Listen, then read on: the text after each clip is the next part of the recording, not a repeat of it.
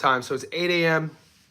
Last week was the first full week of me doing lives every day. I really like this format. Appreciate you guys tuning in.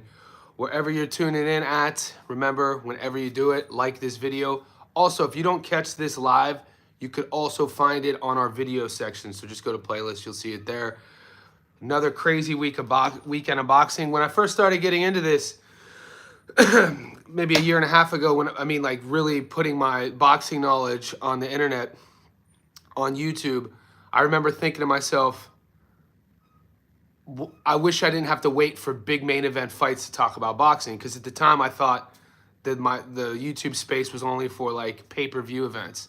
Even when you look, there really aren't even mainstream boxing news outlets. The major ones that are online only put out content about the big major fights.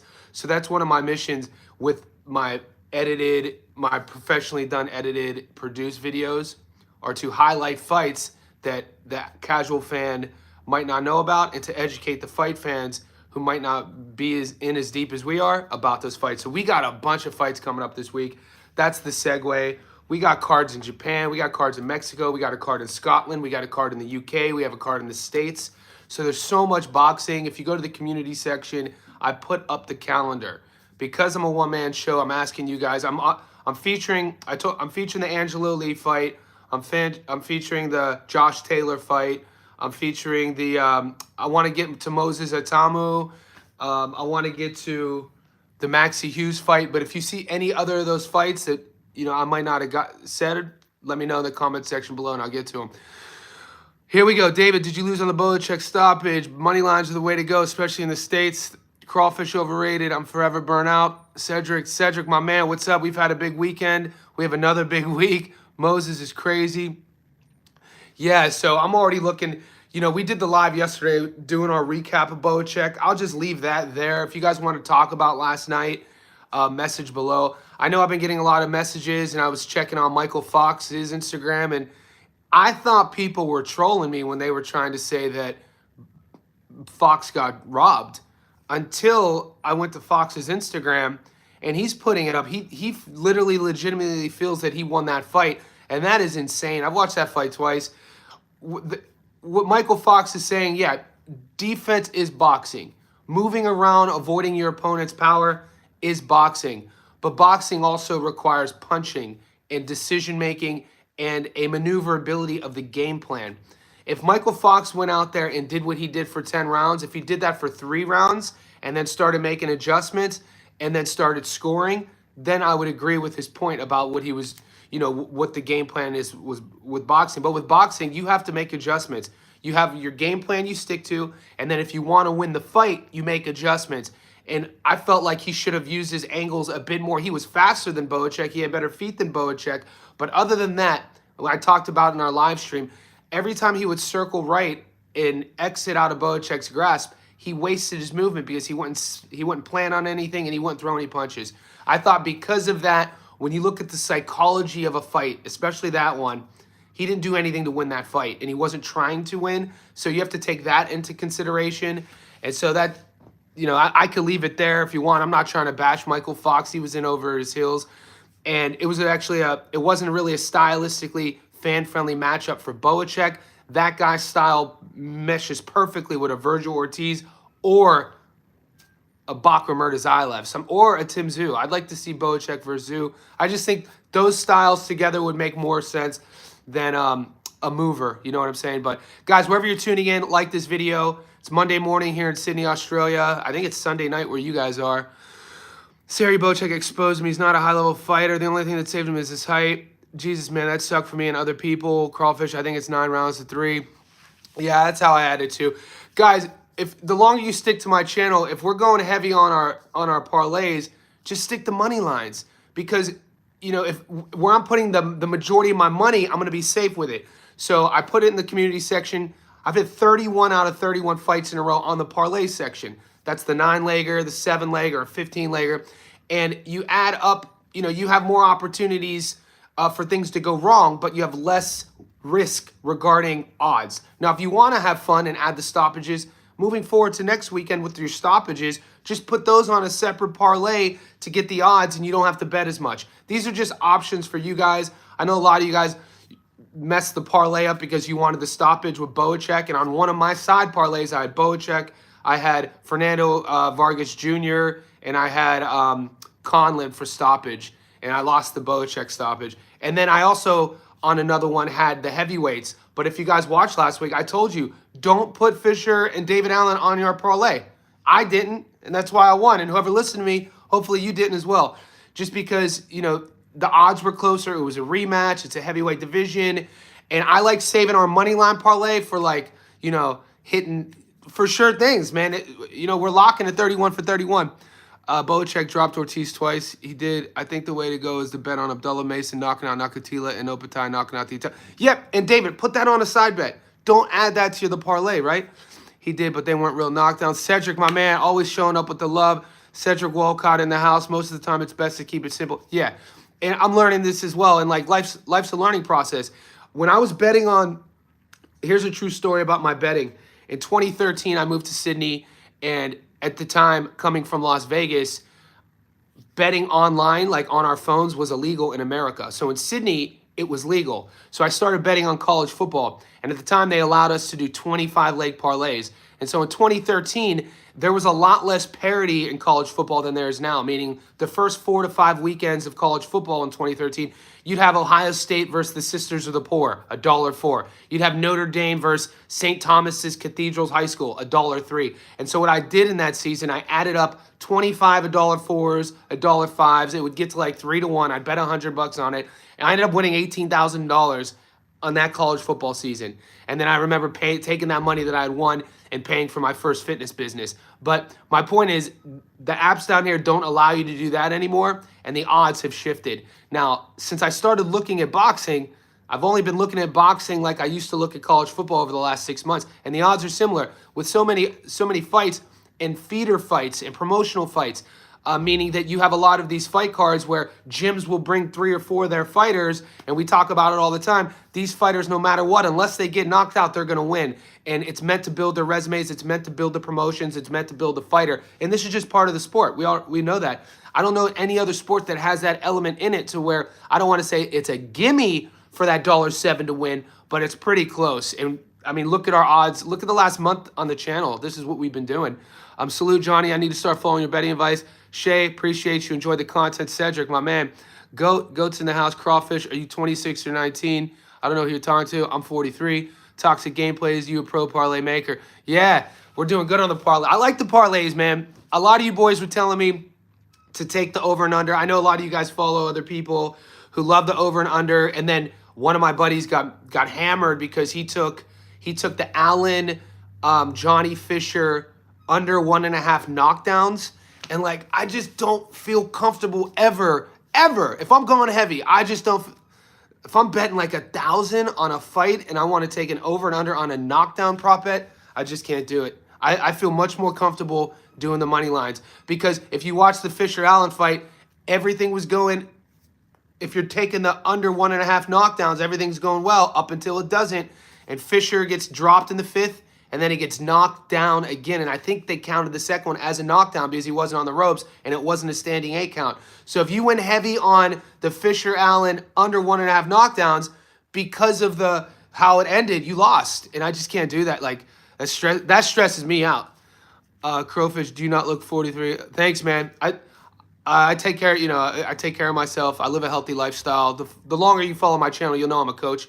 So I'm a strength and conditioning coach. I run my own gym down here in Sydney. It's an invite only. I'm also a boxing coach. So I don't coach boxers. I don't coach people who want to become professionals. I coach the average person who wants to learn the fundamentals of the sport, and it keeps everyone's ego at check. So I'm very active. I practice what I preach. I write books on this stuff. I live kind of like a samurai lifestyle, and my first love was boxing. My dad took me to a boxing gym at 7.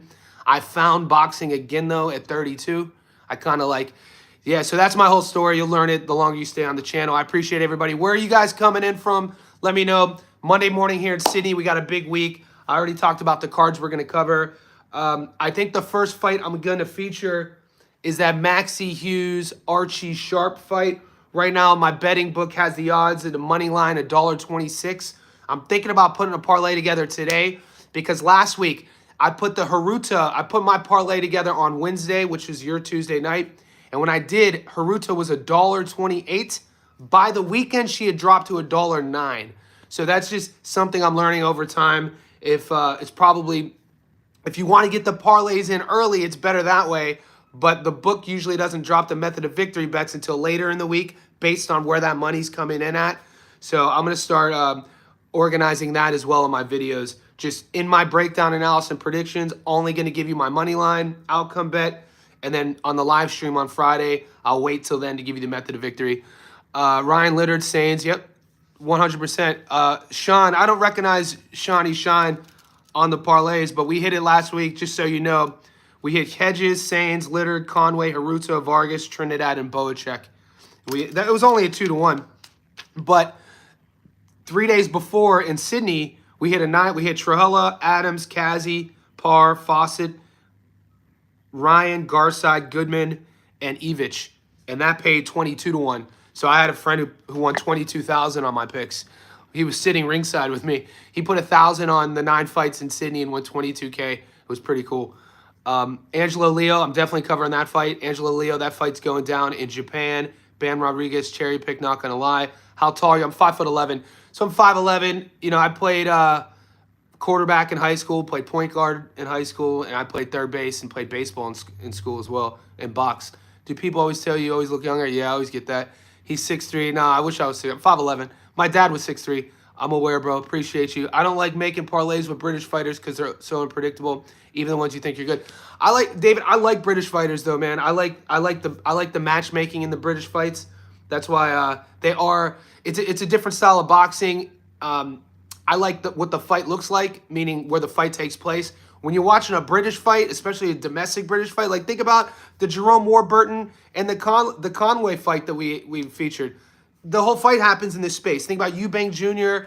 and Ben. It happens in this space. And that's something that I tip my cap to the Brits, because a lot of the American content creators will say, oh, they're only good on a domestic level. But at the same time, when you watch the Brits bang, when you watch them fight, you know you're going to watch a boxing. You know you're going to watch a fight. These dudes will fight just like that in the alley. They'll fight like that in the bar. Look at the history of boxing, bare knuckle boxing. Look at the history of the Gypsies and the Travelers in Ireland and England and Scotland. It's in their DNA to fight. And so from a gambling perspective, I'll put them on my parlay if I've seen them fight. The one thing I'll never do, guys, is give you my prediction on an outcome if I've never seen them fight. I'm not just going to do odds. I know some guys will just look at the odds and bet on the odds. I can't do that ethically. I have to know what the hell's going on. I need one. Miguel Cotto, Manny Pacquiao both come. Is Cotto coming out of retirement? I didn't hear that. The Brits have been some bangers. I agree. Cotto versus Manny. Is this just BS? I didn't hear. Cedric in the house. Johnny, there's a guy who also has a channel. He's also close friends with Angelo Lee, and he's going to Japan. Said Lee isn't going to let that fight go. Hey, insider information. My man said in the house, always coming through. You boys hear that? Said's giving us inside information. If you like Leo, take him. And rumor is to stoppage. Yeah, John, I think that is fake news. Miguel Cotto, man, he's a family guy. He's a quiet guy. The more you know, he's a legend. He has nothing to prove. Hopefully his health is okay. One of my favorite fights of all time was in the early 2000s, Madison Square Garden. I think it was, I think it was either Puerto Rican Day, and it was Miguel Cotto versus Paulie Malignaggi. And Malignaggi came into the ring. It was the Italians versus the Puerto Ricans. And Malignaggi came in looking like a pretty boy. And I remember thinking to myself, it might have been 2003. Don't quote me on that. And I remember thinking to myself, I've never seen a guy walk into the ring look so differently walking out. Malignaggi came in looking all pretty. By the end of that fight, he was coming on. He started to win rounds later in the fight, but Cotto beat him up. And Malignaggi never been beaten up before at that stage in his career. Young, slick fighter, good reflex fighter, not a lot of pop, but Cotto was in the prime. And it's a shame what happened, even though he got his redemption against fucking the Mexican guy, his name Margarito, but it's a shame the damage he took against Margarito. You know what I mean? That damage is kind of irreversible. I'll never forget watching the Margarito Cotto fight, and Cotto looks at his corner. He's like, I don't know what he's hitting me with. And then we all know how that turned out. And fuck off to piss off to Margarito, man, because that is some dirty, dirty stuff. If you don't know what I'm talking about, Google it. Yeah, he did look like Paulie D. Cotto would have been a better career without the load. Exactly, John. We're on the same level there. Cotto's put a PR fights under his promotion. Great fights. I got to look into that. Cotto's a stand-up guy, man. It's not fake news. He posted training montage. Okay, Crawford. So if Cotto's I guess in this day and age when we hear making a comeback fight, there has to be a difference between Manny, who's actually fighting a champion, Barrios. No matter how you feel on that, no matter where you stand politically, that's actually a comeback fight, right? He hasn't fought in 4 years. Now, if Cotto did post that, which I don't know if he's just hitting the bag and he maybe it's an exhibition, I'd have to look into that. I don't want to comment on that. Margarito got banned after that in the U.S. ruined his career. I know. And the thing about Margarito is he had skills. I think a lot of us could admit we were Margarito fans before that happened. The problem is when it did happen, you'd have to ask yourself, was he doing this his entire career? And then it kind of makes you second guess, what was I a fan of? It was all a show? But in terms of the style, I mean, he had his moments. He was fun to watch before that whole incident. Miguel would destroy Pacquiao, but Manny beat the F out of him with the wraps. I know. Yeah, Cotto. He was doing a set of push-ups and speed bag. His channel is here on YouTube, Miguel Cotto Promotions, Josh Taylor. Yeah, John, I'm covering that Josh Taylor fight. I got it right here. It's in Scotland. Taylor's up 147. I'm interested to see. Yeah, he's fighting a tough guy. He's Sussman, Iko Sussman. And that fight's at 147. I'm pretty sure Sussman only has one loss. Yeah, Iko Sussman is 21-1. And this fight is at 147. So we'll see how Taylor looks. He's had a mixed bag as of late. You never know. All it takes is one great moment to turn a career around. That's why we love this sport. Look at David Allen, man. I know it was a domestic English fight, but you gotta tip your hat for David Allen. You gotta be happy for that guy. 33 years old, and finally getting a big win. Some people are making millions. I know. Toxic. I know. Margarito was banned for a year, then rewarded with his biggest payday against Pacquiao, which is BS. He should have never been allowed. I agree. Josh Taylor was the man at 140. I remember at one point he was beating everyone. He was, man. I was happy for Rolly. Same Toxic. I was happy for Rolly, too. Even though I took Ryan to win, I told you guys I was going for Rolly Romero. Yeah, Josh Taylor, boxing's an interesting one because, he was undefeated. We know he was beating everybody. And then he didn't look like himself against Lopez. And we know how good Teo could be when Teo's on. But it wasn't like, it's hard to compare fighters with their best performances, when you look at that fight. Like, it's hard to say how much of it was the one guy and how much of it was the other guy not being on his A game. But we'll know this weekend if Taylor's legit about wanting to do this comeback. I never feel comfortable when a fighter's at the end of their career and they're trying to, move up a division to make a new name for themselves. We know, some have had success, some haven't. We'll see. David Allen has the same name as me. Solid name. My middle name is Allen. Toxic. I thought Devin had power at 40 when he dropped Regis. Devin looked good against Regis, so that's another good example. And I think with Devin, what we talked about on our live last night, a lot of people, it doesn't get spoken about enough. When it comes to power, a lot of power relies on timing. And the thing, without getting too nerdy, there's a style of training, a style of methodology, plyometric training and strength and conditioning. And plyometric training is using our body's body weight to create force. Force creates power. But when you do that same equation on what creates power, speed creates power. And what creates speed? Timing. And so one of the things with Devin and his punch power, when his timing is on, that's when you see his power come. And you can have a guy with good power but no timing, and he really won't have that good of a career. So I always talk about, when I'm thinking trying to build the best boxer, I think timing is right there with speed and power. I think it's overrated and underlooked and undervalued. I don't hear a lot of people talking about the relevance of timing in relation to being a boxer with good power. And it doesn't have to be some crazy thing that looks, it's about space and knowing where your front foot is and knowing where your opponent's going to be. There's an intuitive moment, an intuitive sort of approach to that as well. It's interesting when you look at that. But Devin against Regis, I agree.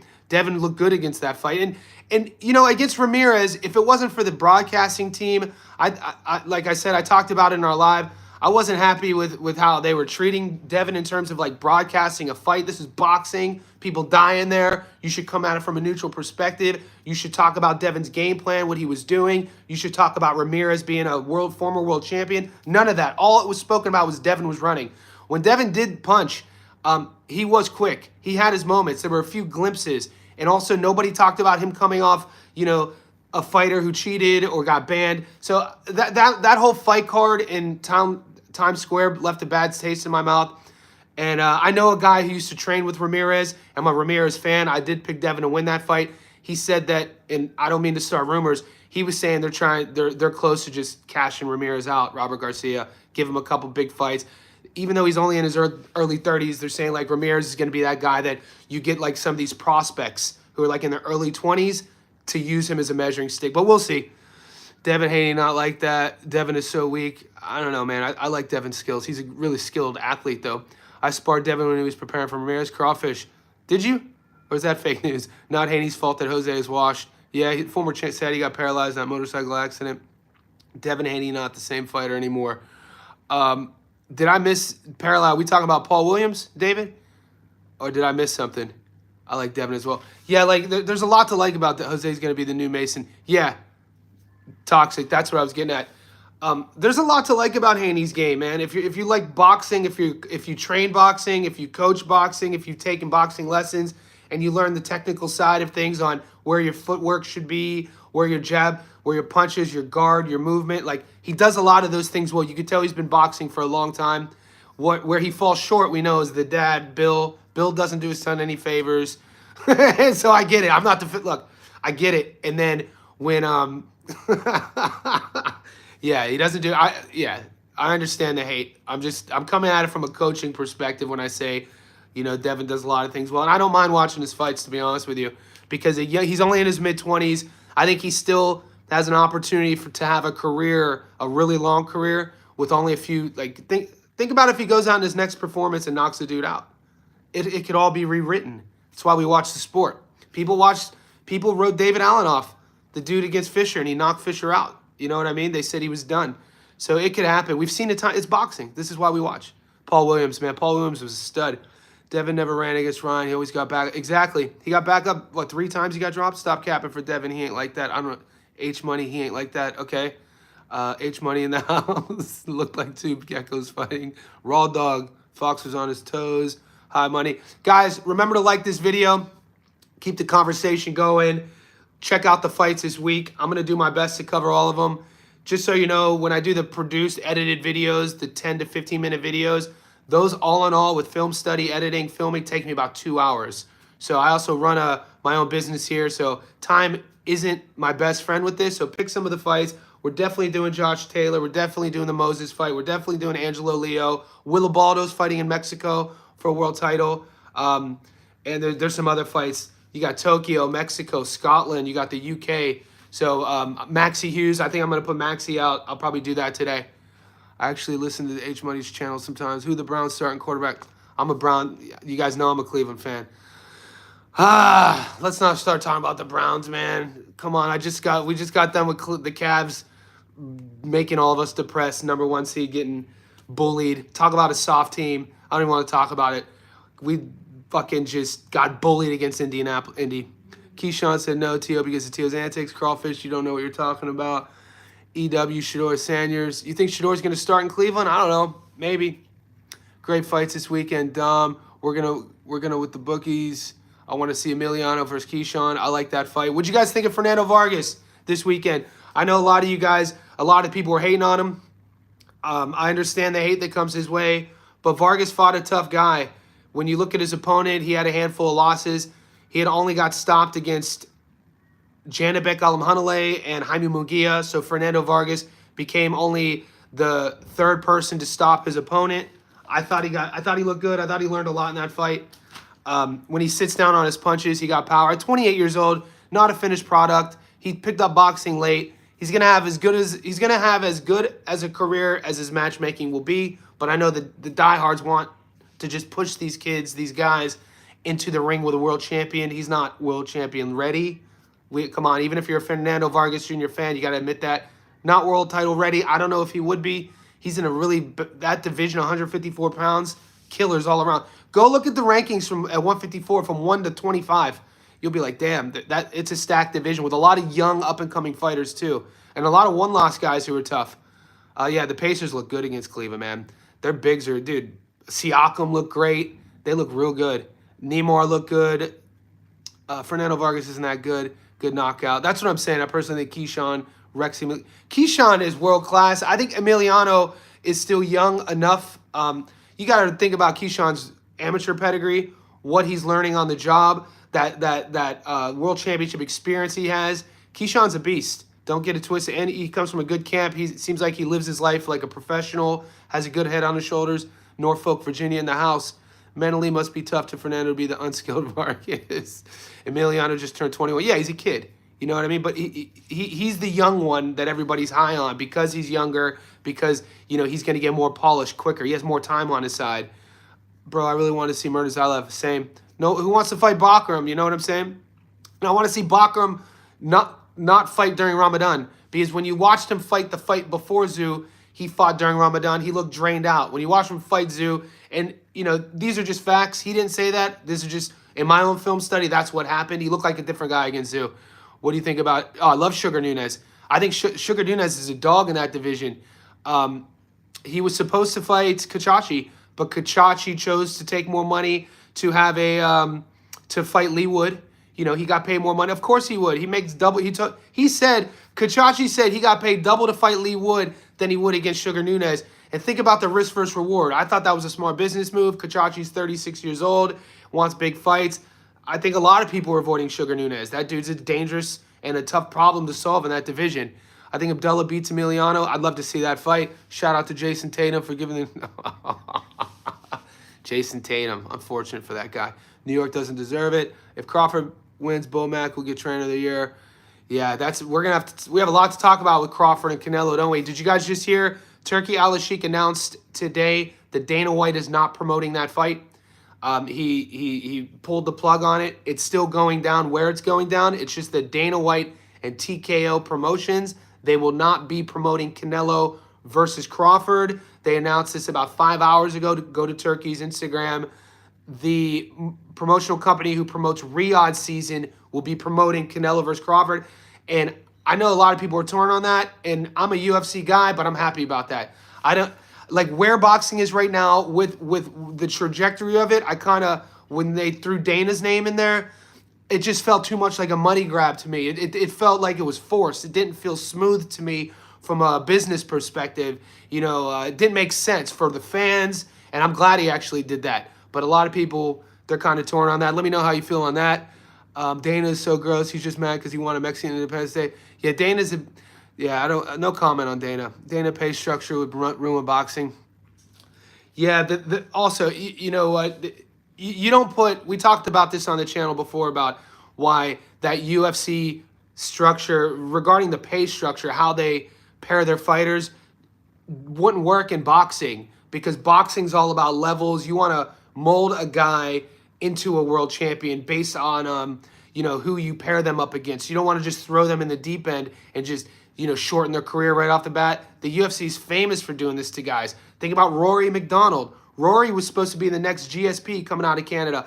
Granted, he was in that TriStar camp with Firas Zahabi. Granted, he had a couple fights of the year with Robbie Lawler, but he never was on the upside. He was fighting those Robbie Lawler fights at 21 and 22 years old. And then he eventually retires young, leaves the UFC. I think he fights in the PFL for a little bit. But he never achieved his full potential because they threw him with a murderer like Robbie Lawler when Robbie was in the prime of his career and Rory was in his early 20s. Think about a guy like Yair Rodriguez. Yair Rodriguez is still one of my favorite fighters from Mexico, still a top guy. But when Yair was like 20 or 21, who's a striker, Yair, and I'm talking MMA a bit, I've been reporting on MMA for over a decade, by the way. I just don't talk about it on my channel. They threw Yair in there with a two-weight world champion, Frankie Edgar, a wrestler, grappler, savage, when Yair was 21, a striker, a clean, undefeated striker, and Edgar just demolished him. Edgar beat him up so bad, I think Yair had to take 2 years off. And those are just two examples off the top of my memory of why that Dana White, not only pay structure, but the Dana White UFC structure of how they promote and match guys, I don't want to see that in boxing either. You have to take a guy in box. There's so many lessons in boxing as a fighter that are only learned in the fight. And a lot of that has to do with matchmaking and your coaches, and it's why an important corner is so important. because there's story after story of guys getting rushed. And we know what happens when guys get rushed. They have short careers. Holland has not ruined his career. Dana White was a Phil boxing guy. Yep. He ran from Boston. It's well documented. Dana had to run from the Boston area to go to Vegas because of the gambling. Dana White was a Phil boxing guy. I didn't know Zepeda and Shakur were fighting. Yep. At first, I gave Zepeda an outside chance to squeeze out a decision in short. Now I don't. I'm up on. I like both guys. I like El Camarón. I like Shakur. I think Shakur wins that fight. I'll get into that more in depth the closer we get to that fight. I remember you were telling Muscle about Yair. Yeah, check. Yeah, I'm a big. Yeah, I like strikers. So when I'm watching MMA, I always cheer for strikers. It's like Shakur fighting Loma. Like one of my favorite fighters right now is Adrian Yanez. You know, he's not undefeated. He fights, I think, at 135. He's from Texas. Got great boxing, though. Yanez is a beast. When he first came into the UFC, I think his first 4 fights, he won not like stoppage in the night with his boxing. Great boxing, great timing, but he's had some losses as of late. It's a tough sport. It's like Shakur fighting Loma in 2018, 100%. Cookie Dana White KO boxing was to announce Tom Aspinall versus John Jones. Shakur said Zepeda punched like a heavyweight, and I'm not talking about the power. What do you think about Subaru Matias? I like that fight. David, I'm going to cover that fight. I like Matias, man, and I definitely like Puello. Puello's the better boxer. We know that Matias, you know, I don't want to call him a one-trick pony. He doesn't have the best feet, and that's being a bit, that's being a bit kind. And I think Puello, the things that Puello does really well, Matias doesn't. And I think right now, this isn't my prediction. I like Puello in that fight. Puello showed me so much against Gary Antoine Russell. You know, I became a fan of Alberto Puello after that Gary Antoine Russell fight because that fight started rough for him too. And Gary jumped out to a big lead, and Puello just showed his professionalism, was composed, and won that fight. And we all know how Gary looked in his next fight against Rayo. So that win ages really well. Great division. I love 140 pounds as well. You think Shushu gets a title? Shushu's a dog. Shout out to Bruce Carrington, man. He beat my boy from Sydney. And, you know, he's a really good dude. Everything I heard about him, some of my guys were in that camp. They said he's really a good guy. I felt Sandor actually beat Puello. Sandor Martin, I picked Puello. Sandor fought really well. The thing about Sandor Martin, what this is it, he loses so many close fights. It's because he does enough early to be in the fight, but then mid to late, he doesn't do enough to win the rounds. He is one of the most frustrating guys to watch because he's so talented. Carlos Vargas, I appreciate you guys, man. Shout out Hollister, California. Love your channel. Always on point with the facts when you're making me bet picks for necessary. Carlos, tune in. My Friday morning, 11 a.m. is your Thursday night. So I'll be doing my video like this Thursday night, your time, on this section. But then I'll also be putting the betting slips in the comment section. And all week, I'll be breaking down the fights. I appreciate you guys supporting the channel. Who you got in the Puello Matias fight? Who remembers Tony Harrison? Yeah, I was at the Tony Harrison-Tim Tszyu fight in Sydney. I was there, 4th row. Dude would win 10 rounds in a row, only get knocked out in rounds 10, 11. Yeah, Tony was boxing. If we're talking about the same Tony Harrison, he was boxing well against Tim. The same guy who he beat Charlo. Absolutely agree. Sando doesn't create separation. That's it, man. And he's so skilled. And I guarantee Martin's one of these guys, when he looks at his own tape, he probably gets frustrated because he has all the skills in the world. You know, one of those guys doesn't jump off the page with anything exceptionally, isn't the fastest, isn't the biggest, isn't the strongest, but he can box. And he's a dog, and he wants to be there. It's just sometimes you want to turn his volume up a bit more. If this were a video game, like turn the volume up a bit more, I think he would win those close fights. It just hasn't been on the side. Puello has a solid resume, 24-0. Do you know Australian boxer Nick Gers? No. I don't know, and I know a lot of the Aussie boxers. Maybe should I look them up? Let me know about them. Are you going to go to Jai Apatai's fight? Right, I think that fight's in Brisbane. Right now, due to my work, I usually just stay local in Sydney. I live about 5 miles from the city, so it's easy for me. Are you going to go to... Tony has major boxing skills. He has not great power. Yep, that's it. Great speed, terrible chin, but damn, he has... Yeah, Tony Harrison and his timing and his feet. Tony's a technician in there. Yeah, you can't talk trash. You can't... He trolled you, Nick. You can't talk trash about Tony Harrison. Great boxer. What do you think about Josh Taylor fight Maxie Hughes odds? Yeah, I'm looking at it right now, Carlos. So the odds on that, we were talking about it. Josh Taylor's $1. Right now, I have sports. My book down here in Australia has Taylor at $1.36 and has Esserman at $3.30. So the money line on Taylor right now, if I put 100 on him, I'd get my money back plus 36 bucks, which on a parlay has good value. I just need to do my due diligence on Esserman. I know he has 1 loss, and I know he's going to be a tough fight, and it's Taylor's first fight at 47. So before I make my prediction, I want to do some research first. And let's look at that other fight you talked about. Maxie Hughes, $1.26. Archie Sharp. Archie Sharp's another tough guy. Right now, the odds in Australia, Hughes is $1.26. 100 gets me 26 bucks back. And Archie's a $4.30. So 100 gets you 330 back. Another one with a bit of juice to throw on your parlay. I haven't watched much tape on Archie Sharp. After I do that, that video is going to either come out tonight or tomorrow. I'm going to do my breakdown on that video. You know it's a little premature, but damn, he has good hands. Baranchik troll, bro. You too. Okay. Can Miguel Cotto win another? Can Miguel Cotto win another belt at his age? Ricardo Velez is 23-2. Look him up. All right, guys. I got a client right now. It's 8:30 in the morning, Monday. We're just getting started. We got a new week. Kudos to everybody who won with us last week. Thank you to everybody who's supporting this. Everybody who tipped me. That's amazing. Leave the comments in the comment section who you want me to cover. Like this video, guys. Just liking it will get all the people who are already following us in on this conversation. I go live every day. Stay tuned to the channel. Also, look forward to that breakdown of Maxie Hughes versus Archie Sharp. I'll be dropping that today. Let's get after it.